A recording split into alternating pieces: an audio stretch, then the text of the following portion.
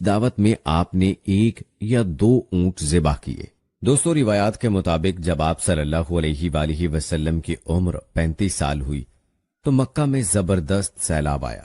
قریش نے سیلاب سے محفوظ رہنے کے لیے ایک بند بنا رکھا تھا، مگر یہ سیلاب اس قدر زبردست تھا کہ بند توڑ کر کعبے میں داخل ہو گیا۔ پانی کے زبردست ریلے اور پانی کے اندر جمع ہونے کی وجہ سے کعبہ کی دیواروں میں شگاف پڑ گئے۔ اس سے پہلے ایک مرتبہ دیواریں آگ لگ جانے کی وجہ سے کمزور ہو چکی تھیں، اور یہ واقعہ اس طرح ہوا تھا کہ ایک مرتبہ کوئی عورت کعبے کو دھونی دے رہی تھی کہ اس آگ میں سے ایک چنگاری اڑ کر کعبہ کے پردوں تک پہنچ گئی۔ اس سے پردوں کو آگ لگ گئی اور دیواریں تک جل گئیں۔ اس طرح دیواریں بہت کمزور ہو گئی تھیں۔ یہی وجہ تھی کہ سیلاب نے ان کمزور دیواروں میں شگاف کر دیے۔ پیارے دوستو، یاد رہے کہ سیدنا ابراہیم علیہ السلام نے کعبے کی جو دیواریں اٹھائی تھیں وہ 9 گز اونچی تھیں، ان پر چھت نہیں تھی۔ روایات کے مطابق لوگ کعبے کے اندر نذرانے وغیرہ لاتے تھے۔ یہ نذرانے کپڑے اور خوشبوئیں وغیرہ ہوتی تھیں۔ کعبے کے اندر جو کنواں تھا، یہ سب نذرانے اس کنویں میں ڈال دیے جاتے تھے۔ کنواں اندرونی حصے میں دائیں طرف تھا۔ اس کو کعبے کا خزانہ کہا جاتا تھا۔ کعبے کے خزانے کو ایک مرتبہ ایک چور نے چرانے کی کوشش کی۔ چور کنویں میں ہی مر گیا۔ اس کے بعد اللہ تعالیٰ نے اس کی حفاظت کے لیے ایک سانپ کو مقرر کر دیا۔ یہ سانپ کنویں کی منڈیر پر بیٹھا رہتا تھا، کسی کو خزانے کے نزدیک نہیں آنے دیتا تھا۔ قریش بھی اس سے خوف زدہ رہتے تھے۔ اب جب کہ کعبے کی دیواروں میں شگاف پڑ گئے اور نئے سرے سے اس کی تعمیر کا مسئلہ پیش آیا تو اللہ تعالیٰ نے ایک پرندے کو بھیجا، وہ اس سانپ کو اٹھا لے گیا۔ یہ دیکھ کر قریش کے لوگ بہت خوش ہوئے۔ اب انہوں نے نئے سرے سے کعبے کی تعمیر کا فیصلہ کر لیا اور پروگرام بنایا کہ بنیادیں مضبوط بنا کر دیواروں کو زیادہ اونچا اٹھایا جائے۔ اس طرح دروازے کو بھی اونچا کر دیا جائے گا تاکہ کعبے میں کوئی داخل نہ ہو، صرف وہی شخص داخل ہو جسے وہ اجازت دیں۔ اب انہوں نے پتھر جمع کیے۔ ہر قبیلہ اپنے حصے کے پتھر الگ جمع کر رہا تھا۔ چندہ بھی جمع کیا گیا۔ چندے میں انہوں نے پاک کمائی دی، ناپاک کمائی نہیں دی۔ مثلاً طوائفوں کی آمدنی، سود کی کمائی، دوسروں کا مال غصب کر کے حاصل کی گئی دولت چندے میں نہیں دی، اور پاک کمائی انہوں نے بلا وجہ نہیں دی تھی۔ دوستو، کہتے ہیں کہ اس کی وجہ ایک خاص واقعہ تھا جس سے وہ اس نتیجے پر پہنچے تھے کہ اس کام میں صرف پاک کمائی لگائی جائے گی۔ وہ واقعہ یوں تھا، ایک قریشی سردار ابو وہاب عمر بن عابد نے جب یہ کام شروع کرنے کے لیے ایک پتھر اٹھایا تو پتھر اس کے ہاتھ سے نکل کر پھر اسی جگہ پہنچ گیا جہاں سے اسے اٹھایا گیا تھا۔ اس پر قریشی حیران و پریشان ہوئے۔ آخر خود وہاب کھڑا ہوا اور بولا، اے گروہ قریش، کعبے کی بنیادوں میں سوائے پاک مال کے کوئی دوسرا مال شامل مت کرنا۔ بیت اللہ کی تعمیر میں کسی بدکار عورت کی کمائی، سود کی کمائی یا زبردستی حاصل کی گئی دولت ہرگز شامل نہ کرنا۔ یہ وہاب نبی کریم صلی اللہ علیہ وآلہ وسلم کے والد حضرت عبداللہ کا ماموں تھا اور اپنی قوم میں ایک شریف آدمی تھا۔ جب قریش کے لوگ خانہ کعبہ کی تعمیر کے لیے پتھر ڈھو رہے تھے تو ان کے ساتھ نبی کریم صلی اللہ علیہ وآلہ وسلم بھی پتھر ڈھونے میں شریک تھے۔ آپ پتھر اپنی گردن پر رکھ کر لا رہے تھے۔ تعمیر شروع کرنے سے پہلے قریش کے لوگوں نے خوف محسوس کیا کہ دیواریں گرانے سے کہیں ان پر کوئی مصیبت نہ نازل ہو جائے۔ آخر ایک سردار ولید بن مغیرہ نے کہا، کعبہ کی دیواریں گرانے سے تمہارا ارادہ اصلاح اور مرمت کا ہے یا اس کو خراب کرنے کا؟ جواب میں لوگوں نے کہا، ظاہر ہے ہم تو مرمت اور اصلاح چاہتے ہیں۔ یہ سن کر ولید نے کہا، تب پھر سمجھ لو اللہ تعالیٰ اصلاح کرنے والوں کو برباد نہیں کرتا۔ پھر ولید ہی نے گرانے کے کام کی ابتدا کی، لیکن اس نے بھی صرف ایک حصہ ہی گرایا تاکہ معلوم ہو جائے کہ ان پر کوئی تباہی تو نہیں آتی۔ جب وہ رات خیریت سے گزر گئی تب دوسرے دن سب لوگ اس کے ساتھ شریک ہو گئے اور پوری عمارت گرا دی، یہاں تک کہ اس کی بنیاد تک پہنچ گئے۔ یہ بنیاد ابراہیم علیہ السلام کے ہاتھ کی رکھی ہوئی تھی۔ حضرت ابراہیم علیہ السلام نے بنیادوں میں سبز رنگ کے پتھر رکھے تھے۔ یہ پتھر اونٹ کی کوہان کی طرح کے تھے اور ایک دوسرے سے جڑے ہوئے تھے۔ ان لوگوں کے لیے ان کو توڑنا بہت مشکل کام ثابت ہوا۔ دوستو، روایات میں آتا ہے کہ دائیں کونے کے نیچے سے قریش کو ایک تحریر ملی۔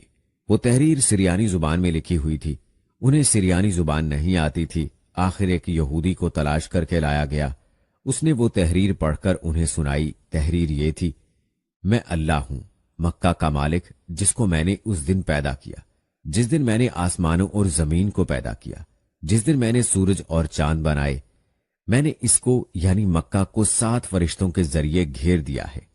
اس کی عظمت اس وقت تک ختم نہیں ہوگی جب تک کہ اس کے دونوں طرف پہاڑ موجود ہیں۔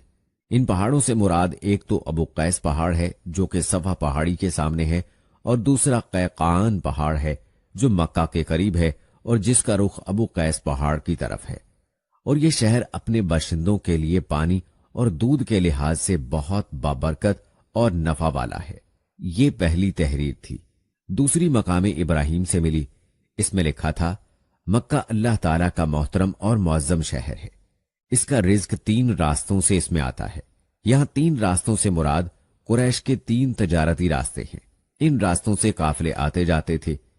تیسری تحریر اس سے کچھ فاصلے سے ملی، اس میں لکھا تھا جو بھلائی بوئے گا لوگ اس پر رش کریں گے، یعنی اس جیسا بننے کی کوشش کریں گے، اور جو شخص رسوائی بوئے گا وہ رسوائی اور ندامت پائے گا۔ تم برائیاں کر کے بھلائی کی آس لگاتے ہو، ہاں یہ ایسا ہی ہے جیسے کیکر یعنی کانٹے دار درخت میں کوئی انگور تلاش کرے۔ پیارے دوستو، کہتے ہیں کہ یہ تحریر کعبے کے اندر پتھر پر کھدی ہوئی ملی۔ کعبے کی تعمیر کے سلسلے میں قریش کو پتھروں کے علاوہ لکڑی کی بھی ضرورت تھی، چھت اور دیواروں میں لکڑی کی ضرورت تھی۔ لکڑی کا مسئلہ اس طرح حل ہوا کہ ایک جہاز عرب کے ساحل سے آ کر ٹکرا گیا۔ آج اس مقام کو جدہ کا ساحل کہا جاتا ہے، پہلے یہ مکہ کا ساحل کہلاتا تھا، اس لیے کہ مکہ کا قریب ترین ساحل یہی تھا۔ ساحل سے ٹکرا کر جہاز ٹوٹ گیا۔ وہ جہاز کسی رومی تاجر کا تھا۔ اس جہاز میں شاہ روم کے لیے سنگ مرمر، لکڑی اور لوہے کا سامان لے جایا جا رہا تھا۔ قریش کو اس جہاز کے بارے میں پتا چلا تو یہ لوگ وہاں پہنچے اور ان لوگوں سے لکڑی خرید لی۔ اس طرح چھت کی تعمیر میں اس لکڑی کو استعمال کیا گیا۔ دوستو، یوں خانہ کعبہ کی تعمیر کا کام حجر اسود تک پہنچ گیا، لیکن یہاں پہنچ کر ایک نیا مسئلہ پیدا ہو گیا۔ سوال یہ پیدا ہوا کہ حجر اسود کون اٹھا کر اس کی جگہ پر رکھے گا؟ ہر قبیلہ یہ فضیلت خود حاصل کرنا چاہتا تھا۔ یہ جھگڑا اس حد تک بڑھا کہ مرنے مارنے تک نوبت آ گئی۔ لوگ ایک دوسرے کو قتل کرنے پر تل گئے۔ قبیلہ عبد الدار نے تو قبیلہ عدی کے ساتھ مل کر ایک برتن میں خون بھرا اور اس میں اپنے ہاتھ ڈبو کر کہا حجر اسود ہم رکھیں گے۔ اسی طرح دوسرے قبیلے بھی اڑ گئے، تلواریں نیاموں سے نکل آئیں۔ آخر وہ سب بیت اللہ میں جمع ہوئے۔ ان لوگوں میں ابو امیہ بن مغیرہ تھا، اس کا نام حذیفہ تھا۔ قریش کے پورے قبیلے میں یہ سب سے زیادہ عمر والا تھا۔ یہ ام المومنین سیدہ ام سلمہ رضی اللہ تعالی عنہا کا باپ تھا۔ قریش کے انتہائی شریف لوگوں میں سے تھا۔ مسافروں کو سفر سامان اور کھانا وغیرہ دینے کے سلسلے میں بہت مشہور تھا۔ جب کبھی سفر کرتا تو اپنے ساتھیوں کے کھانے پینے کا سامان خود کرتا تھا۔ اس وقت اس شدید جھگڑے کو ختم کرنے کے لیے اس نے ایک حل پیش کیا۔ اس نے سب سے کہا، اے قریش کے لوگوں، اپنا جھگڑا ختم کرنے کے لیے تم یوں کرو کہ حرم کے صفا نامی دروازے سے جو شخص سب سے پہلے داخل ہو اس سے فیصلہ کرا لو۔ وہ تمہارے درمیان جو فیصلہ کرے وہ سب اس کو مان لیں۔ یہ تجویز سب نے مان لی۔ آج اس دروازے کو باب السلام کہا جاتا ہے۔ یہ دروازہ رکن یمانی اور رکن اسود کے درمیانی حصے کے سامنے ہے۔ دوستو، یہ اللہ کی قدرت تھی کہ اس دروازے سے سب سے پہلے حضور نبی صلی اللہ علیہ وآلہ وسلم تشریف لائے۔ قریش نے جیسے ہی آپ کو دیکھا پکار اٹھے، یہ تو امین ہیں، یہ تو محمد ہیں، ہم ان پر راضی ہیں۔ اور ان کے ایسا کہنے کی وجہ یہ تھی کہ قریش اپنے آپس کے جھگڑوں کے فیصلے آپ ہی سے کرایا کرتے تھے۔ آپ کسی کی بے جا حمایت نہیں کرتے تھے، نہ بلا وجہ کسی کی مخالفت کرتے تھے۔ پھر ان لوگوں نے اپنے جھگڑے کی تفصیل آپ کو سنائی۔ ساری تفصیل سن کر آپ صلی اللہ علیہ وآلہ وسلم نے فرمایا، ایک چادر لے آؤ۔ وہ لوگ چادر لے آئے۔ آپ صلی اللہ علیہ وآلہ وسلم نے اس چادر کو بچھایا اور اپنے دستے مبارک سے حجر اسود کو اٹھا کر اس چادر پر رکھ دیا۔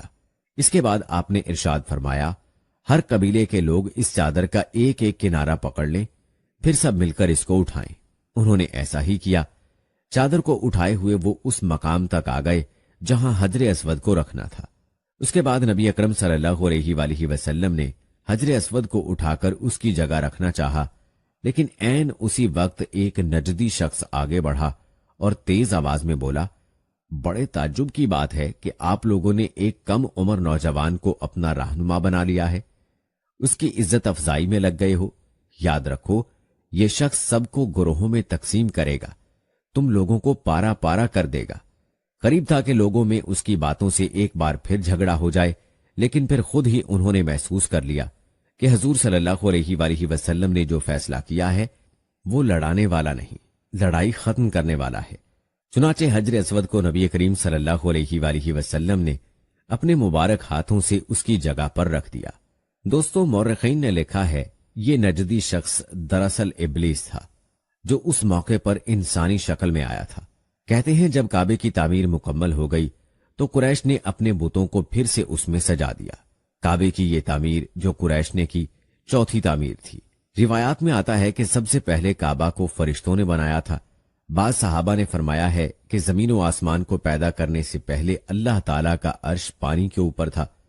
जब अर्श को पानी पर होने की वजह से हरकत हुई तो उस पर यह कलमा लिखा गया, ला इलाहा इल्लल्लाह मुहम्मदुर रसूलुल्लाह। अल्लाह ताला के सिवा कोई माबूद नहीं, मोहम्मद अल्लाह ताला के रसूल हैं। इस कलमे के लिखे जाने के बाद अर्श साकिन हो गया। फिर जब अल्लाह ताला ने आसमानों और जमीन को पैदा करने का इरादा फरमाया तो उसने पानी पर हवा को भेजा। उससे पानी में मौजें उठने लगीं और बुखारात उठने लगे। अल्लाह ताला ने उन बुखारात यानी भाप से आसमान को पैदा फरमाया। फिर अल्लाह ताला ने काबा की जगह से पानी को हटा दिया, जगह खुश्क हो गई। चुनाचे यही बैतुल्लाह की जगह सारी जमीन की असल है और इसका मरकज है। यही खुश्की बढ़ते बढ़ते 7 बर्रे आजम बन गई। जब जमीन जाहिर हो गई तो उस पर पहाड़ कायम किए गए और कहा जाता है कि जमीन पर सबसे पहला पहाड़ अबू कबीस है।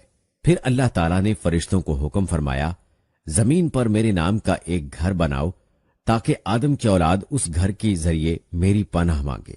इंसान उस घर का तवाफ करें जिस तरह तुमने मेरे अर्श के गिर्द तवाफ किया है, ताकि मैं उनसे राजी हो जाऊं।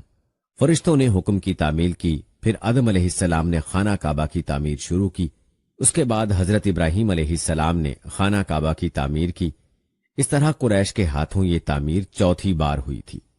प्यारे दोस्तों, रिवायात में आता है कि जैसे ही हजूर अकरम सल्लल्लाहु अलैहि वसल्लम की उम्र मुबारक 40 साल के करीब हुई तो वही के आसार शुरू हो गए। इस सिलसिले में सबसे पहले आपको सच्चे ख्वाब दिखाई देने लगे। आप जो ख्वाब देखते वो हकीकत बनकर सामने आ जाता। अल्लाह ताला ने सच्चे ख्वाबों का सिलसिला इसलिए शुरू किया कि अचानक फरिश्ते की आमद से कहीं आप खौफजदा न हो जाएं। उन दिनों एक बार आपने सैयदा खदीजा रज़ियल्लाहु ताला अन्हा से फरमाया, जब मैं तन्हाई में जाकर बैठता हूं तो मुझे आवाज सुनाई देती है, कोई कहता है ए मोहम्मद, ए मोहम्मद। एक बार आपने फरमाया, मुझे एक नूर नजर आता है, ये नूर जागने की हालत में नजर आता है, मुझे डर है इसके नतीजे में कोई बात न पेश आ जाए। एक बार आपने ये भी फरमाया, अल्लाह की कसम, मुझे जितनी नफरत इन बुतों से है इतनी किसी और चीज से नहीं। दोस्तों, कहते हैं कि वही के लिए आपको ज़हनी तौर पर तैयार करने के लिए अल्लाह ताला ने फरिश्ते इसराफील अलैहिस्सलाम को आपका हमदम बना दिया था। आप उनकी मौजूदगी को महसूस तो करते थे मगर उन्हें देख नहीं सकते थे। इस तरह आपको नबूवत की खुशखबरियां दी जाती रहीं, आपको वही के लिए तैयार किया जाता रहा। अल्लाह ताला ने आप सल्लल्लाहु अलैहि वसल्लम के दिल में तन्हाई का शौक पैदा फरमा दिया था। चुनाचे आपको तन्हाई अजीज हो गई। आप गारे हिरा में चले जाते और वहां वक्त गुजारते। उस पहाड़ से आपको एक बार आवाज भी सुनाई दी थी, मेरी तरफ तशरीफ लाइए ऐ अल्लाह के रसूल। रिवायात में आता है कि उस गार में आप मुसलसल कई रातें गुजारते, अल्लाह की इबादत करते। कभी आप 3 रातों तक वहां ठहरे रहते, कभी 7 रातों तक, कभी पूरा महीना वहां गुजार देते। आप जो खाना साथ ले जाते थे जब खत्म हो जाता तो घर तशरीफ ले जाते। ये खाना आम तौर पर जैतून का तेल और खुश्क रोटी होता था, कभी खाने में गोश्त भी होता था। गारे हिरा में क़याम के दौरान कुछ लोग वहां से गुजरते और उनमें कुछ मस्कीन लोग होते तो आप उन्हें खाना खिलाते। दोस्तों, जहां तक सवाल है कि गारे हिरा में आप इबादत किस तरह करते थे, तो रिवायात में इसकी वजाहत नहीं मिलती। उलमा कराम ने अपना अपना ख्याल जरूर जाहिर किया है। इनमें से एक ख्याल ये है कि आप कायनात की हकीकत पर गौर व फिक्र करते थे और ये गौर व फिक्र लोगों से अलग रहकर ही हो सकता था। फिर आखिरकार वो रात आ गई जब अल्लाह ताला ने आपको नबूवत और रिसालत अता फरमा दी। آپ کی نبوت کے ذریعے اپنے بندوں پر عظیم احسان فرمایا۔ وہ ربیع الاول کا مہینہ تھا اور تاریخ 17 تھی۔ بعض علماء نے یہ لکھا ہے کہ وہ رمضان کا مہینہ تھا، کیونکہ قرآن رمضان میں نازل ہونا شروع ہوا تھا۔ 8ویں اور تیسری تاریخ بھی روایات میں آئی ہے، اور یہ پہلا موقع تھا جب جبرائیل علیہ السلام وحی لے کر آپ کے خدمت میں حاضر ہوئے۔ اس سے پہلے وہ آپ کے پاس نہیں آئے تھے۔ جس صبح جبرائیل علیہ السلام وحی لے کر آئے وہ پیر کی صبح تھی، اور پیر کی صبح ہی آپ اس دنیا میں تشریف لائے تھے۔ جیسا کہ آپ صلی اللہ علیہ وآلہ وسلم اکثر فرمایا کرتے تھے، پیر کے دن کا روزہ رکھو، کیونکہ میں پیر کے دن پیدا ہوا، پیر کے دن ہی مجھے نبوت ملی۔ بہرحال دوستو، اس بارے میں روایات مختلف ہیں۔ یہ بات طے ہے کہ اس وقت آپ کی عمر مبارک کا 40واں سال تھا۔ آپ اس وقت نیند میں تھے کہ جبرائیل علیہ السلام تشریف لے آئے۔ ان کے ہاتھ میں ایک ریشمی کپڑا تھا اور اس کپڑے میں ایک کتاب تھی۔ انہوں نے آتے ہی کہا، اقرا، یعنی پڑھیے۔ آپ نے فرمایا، میں نہیں پڑھ سکتا، یعنی میں پڑھا لکھا نہیں۔ اس پر جبرائیل علیہ السلام نے آپ کو سینے سے لگا کر بھیجا۔ آپ صلی اللہ علیہ وآلہ وسلم فرماتے ہیں، انہوں نے مجھے اس زور سے بھیجا کہ مجھے موت کا گمان ہوا۔ اس کے بعد انہوں نے مجھے چھوڑ دیا، پھر کہا، پڑھیے، یعنی جو میں کہوں وہ پڑھیے۔ اس پر آپ صلی اللہ علیہ وآلہ وسلم نے فرمایا، میں کیا پڑھوں؟ تب جبرائیل علیہ السلام نے سورہ علق کی یہ آیات پڑھی، اے پیغمبر صلی اللہ علیہ وآلہ وسلم، آپ پر جو قرآن نازل ہوا کرے گا اپنے رب کا نام لے کر پڑھا کیجیے، یعنی جب پڑھیں بسم اللہ الرحمن الرحیم کہہ کر پڑھا کیجیے۔ جس نے مخلوقات کو پیدا کیا، جس نے انسان کو خون کے لوتھڑے سے پیدا کیا، آپ قرآن پڑھا کیجیے، اور آپ کا رب بڑا کریم ہے، جو چاہتا ہے عطا کرتا ہے، اور ایسا ہے جس نے لکھے پڑھوں کو قلم سے تعلیم دی اور عام طور پر انسانوں کو دوسرے ذریعوں سے ان چیزوں کی تعلیم دی جن کو وہ نہیں جانتا تھا۔ پیارے دوستو، آپ صلی اللہ علیہ وآلہ وسلم فرماتے ہیں، میں نے ان آیتوں کو اسی طرح پڑھ دیا، جس کے بعد وہ فرشتہ میرے پاس سے چلا گیا۔ ایسا لگتا تھا گویا میرے دل میں ایک تحریر لکھ دی گئی ہو، یعنی یہ کلمات مجھے زبانی یاد ہو گئے۔ اس کے بعد آپ صلی اللہ علیہ وآلہ وسلم گھر تشریف لائے۔ بعض روایات میں آتا ہے کہ جبرائیل علیہ السلام جب غار میں آئے تو پہلے انہوں نے یہ الفاظ کہے تھے، اے محمد، آپ اللہ کے رسول ہیں اور میں جبرائیل ہوں۔ آپ کی گھر تشریف آوری سے پہلے سیدہ خدیجہ رضی اللہ تعالی عنہا نے حسب معمول آپ کے لیے کھانا تیار کر کے ایک شخص کے ہاتھ آپ کے پاس بھجوا دیا تھا، مگر اس شخص کو آپ غار میں نظر نہ آئے۔ اس شخص نے واپس آ کر یہ بات سیدہ خدیجہ رضی اللہ تعالی عنہا کو بتائی۔ انہوں نے آپ کی تلاش میں آپ کے عزیز و اقارب کے گھر آدمی بھیجے، مگر آپ وہاں بھی نہ ملے۔ اس لیے سیدہ خدیجہ رضی اللہ تعالی عنہا پریشان ہو گئی۔ وہ ابھی اسی پریشانی میں تھی کہ آپ صلی اللہ علیہ وآلہ وسلم تشریف لے آئے۔ آپ نے جو کچھ دیکھا اور سنا تھا اس کی تفصیل سیدہ خدیجہ رضی اللہ تعالی عنہا سے بیان فرمائی۔ حضرت جبرائیل علیہ السلام کا یہ جملہ بھی بتایا کہ اے محمد، آپ اللہ کے رسول ہیں۔ یہ سن کر سیدہ خدیجہ رضی اللہ تعالی عنہا نے کہا، آپ کو خوشخبری ہو، آپ یقین کیجئے، قسم ہے اس ذات کی جس کے قبضے میں میری جان ہے، آپ اس امت کے نبی ہوں گے۔ پیارے دوستو، کہتے ہیں کہ سیدہ خدیجہ رضی اللہ تعالی عنہا پھر آپ کو اپنے چچا زاد بھائی ورقہ بن نوفل کے پاس لے گئیں۔ غار والا سارا واقعہ انہیں سنایا۔ ورقہ بن نوفل پرانی کتابوں کے عالم تھے۔ ساری بات سن کر وہ پکار اٹھے، قدوس قدوس، قسم ہے اس ذات کی جس کے قبضے میں میری جان ہے۔ خدیجہ، اگر تم سچ کہہ رہی ہو تو اس میں شک نہیں، ان کے پاس وہی ناموس اکبر یعنی جبرائیل آئے تھے جو موسیٰ علیہ السلام کے پاس آیا کرتے تھے۔ محمد اس امت کے نبی ہیں، یہ اس بات پر یقین کر لیں۔ دوستو، قدوس کا مطلب ہے وہ ذات جو ہر عیب سے پاک ہو۔ یہ لفظ تعجب کے وقت بولا جاتا ہے، جیسا ہم کہہ دیتے ہیں اللہ اللہ۔ ورقہ بن نوفل کو جبرائیل علیہ السلام کا نام سن کر حیرت اس لیے ہوئی تھی کہ عرب کے دوسرے شہروں میں لوگوں نے یہ نام سنا بھی نہیں تھا۔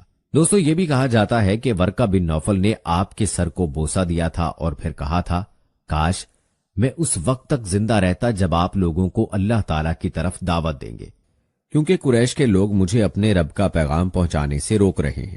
نبی کریم صلی اللہ علیہ وآلہ وسلم مینا کے میدان میں تشریف لے جاتے، لوگوں کے ٹھکانے پر جاتے اور ان سے فرماتے، لوگو، اللہ تعالیٰ تمہیں حکم دیتا ہے کہ تم صرف اسی کی عبادت کرو और किसी को उसका शरीक ना ठहराओ।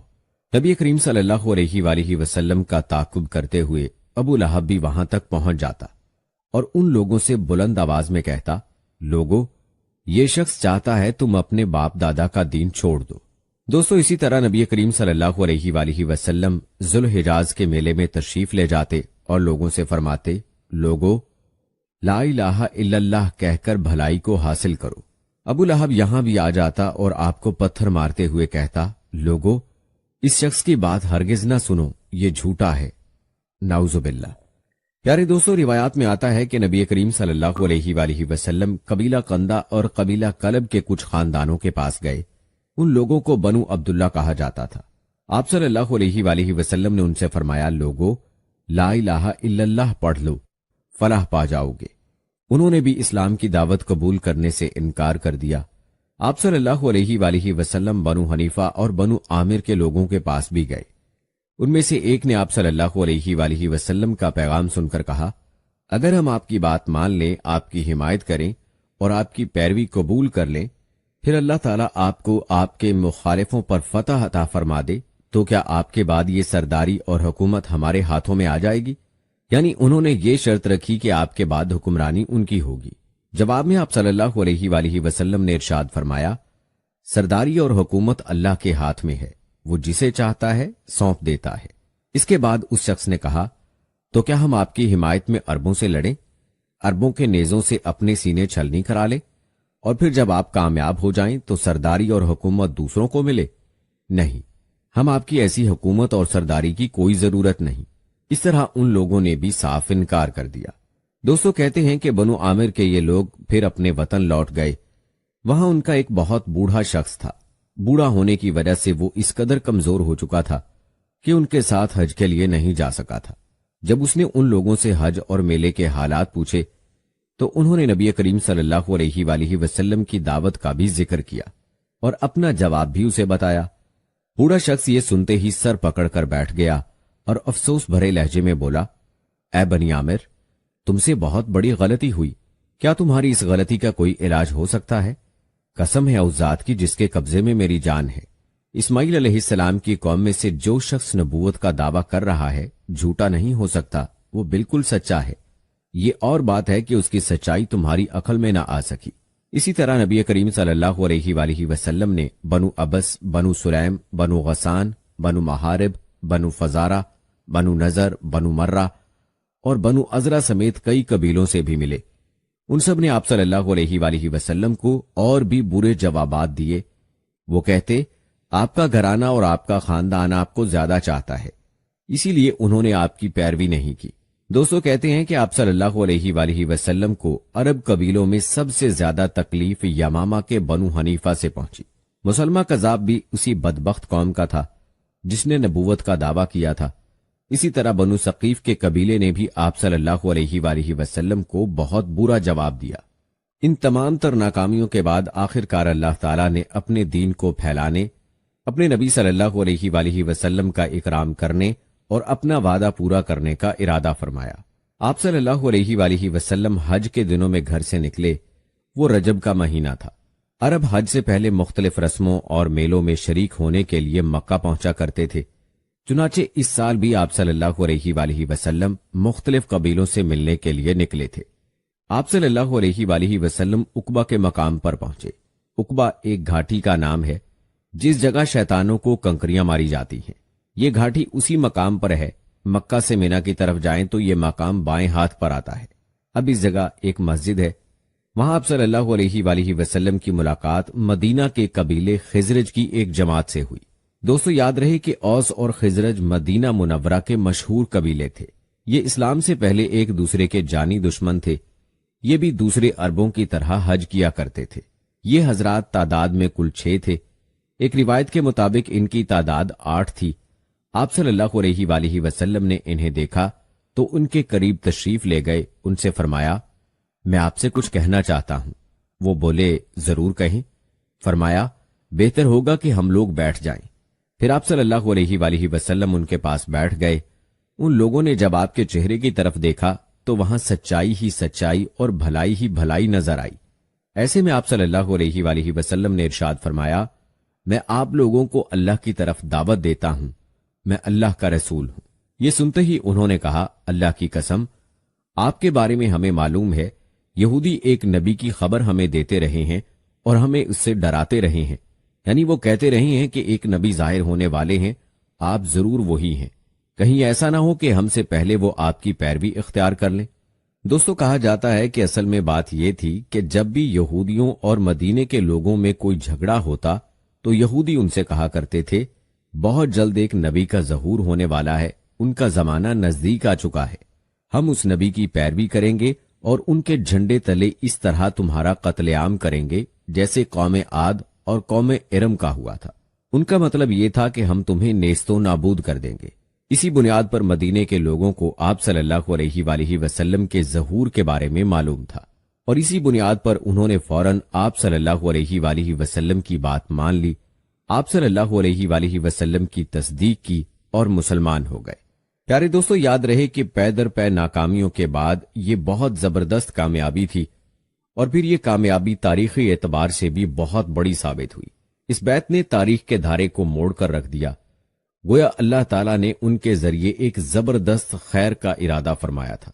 इस्लाम कबूल करते ही उन्होंने अर्ज किया, हम अपनी कौम औस और खिजरज को इस हालत में छोड़कर आए हैं कि उनके दरमियान जबरदस्त जंग जारी है। इसलिए अगर अल्लाह ताला आपके जरिए इन सब को एक कर दे तो ये बहुत ही अच्छी बात होगी। दोस्तों, कहते हैं कि औस और खिजरज दो सगे भाइयों की औलाद थे, फिर उनमें दुश्मनी हो गई। लड़ाइयों ने इस कदर तूल खींचा कि 120 साल तक वो नस्ल दर नस्ल लड़ते रहे, कत्ल पर कत्ल हुए। उस वक्त उन्होंने अपनी दुश्मनी की तरफ इशारा किया था, लिहाजा उन्होंने कहा, हम औस और अपने कबीले के दूसरे लोगों को भी इस्लाम की दावत देंगे। हो सकता है अल्लाह ताला आपके नाम पर उन्हें एक कर दे। अगर आपकी वजह से वो एक हो गए, उनका कलमा एक हो गया, तो फिर आपसे ज्यादा काबिल इज्जत और अजीज कौन होगा। हजूर अकरम सल्लल्लाहु अलैहि वसल्लम ने उनकी बात को पसंद फरमाया। फिर ये हजरात हज के बाद मदीना मुनव्वरा पहुंचे। दोस्तों, रिवायात बताती हैं कि अगले साल कबीला खिजरज के 10 और कबीला औस के 2 आदमी मक्का आए। उनमें से 5 वो थे जो पिछले साल उक़बा में आप सल्लल्लाहु अलैहि वसल्लम से मिलकर गए थे। उन लोगों से भी आप सल्लल्लाहु अलैहि वसल्लम ने बैत ली। आप सल्लल्लाहु अलैहि वसल्लम ने उनके सामने सूरह निसा की आयात तिलावत फरमाई। बैत के बाद जब ये लोग वापस मदीना मुनव्वरा जाने लगे तो आप सल्लल्लाहु अलैहि वसल्लम ने उनके साथ हजरत अब्दुल्ला इब्ने उम्मे मक्तूम रज़ियल्लाहु ताला अन्हु को भेजा। आप सल्लल्लाहु अलैहि वसल्लम ने हजरत मसअब बिन उमैर रज़ियल्लाहु ताला अन्हु को भी उनके साथ भेजा ताकि वो नए मुसलमानों को दीन सिखाएं, कुरान की तालीम दें। उन्हें कारी कहा जाता था। ये मुसलमानों में सबसे पहले आदमी हैं जिन्हें कारी कहा गया।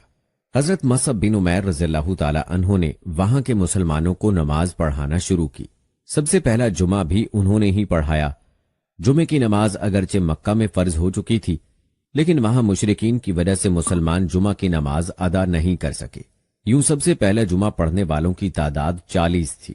हजरत मसअब बिन उमैर रज़ियल्लाहु ताला अन्हु ने मदीना मुनव्वरा में दीन की तबलीग शुरू की तो हजरत साद बिन माज रज़ियल्लाहु ताला अन्हु और उनके चचाजाद भाई हजरत असैयद बिन हजीर रज़ियल्लाहु ताला अन्हु उनके हाथ पर मुसलमान हो गए। दोस्तों, कहा जाता है कि उनके इस्लाम लाने के बाद मदीना में इस्लाम और तेजी से फैलने लगा। प्यारे दोस्तों, ये अल्लाह ताला की मंशा थी कि अल्लाह ताला ने नबी करीम सल्लल्लाहु अलैहि वसल्लम और मुसलमानों की कुर्बानियों के सदके अब उनके लिए आसानियां पैदा करने का इरादा फरमा लिया था।